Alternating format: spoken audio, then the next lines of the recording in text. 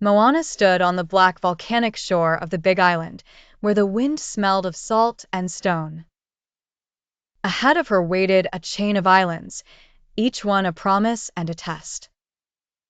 The ocean rolled beside her like an old friend, bright and watchful, carrying her canoe through waters that could be gentle one moment and fierce the next.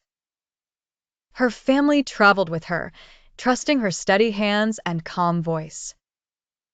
Her younger brother feared the deep channels, while her grandmother watched the horizon with quiet pride.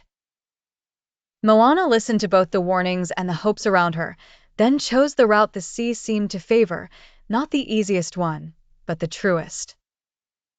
At the first island, rain swept in without warning, and the shore became a maze of sharp reef. Moana guided the canoe through the narrow opening just as a wave rose higher than the mast. The ocean lifted them instead of breaking them, and for a single shining moment it felt as if the sea was steering with her. On the next island, they found a village waiting for help.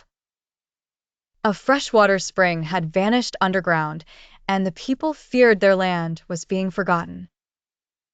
Moana followed signs in the lava rock and discovered a hidden tunnel where the water still sang below the earth. With her family working beside her, they cleared the passage and brought the spring back to the surface.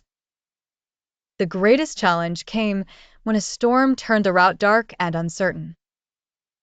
The sky erased the stars, and even the birds disappeared. Moana nearly turned back, but the ocean rose in a silver path under the clouds, showing her a final opening between the waves.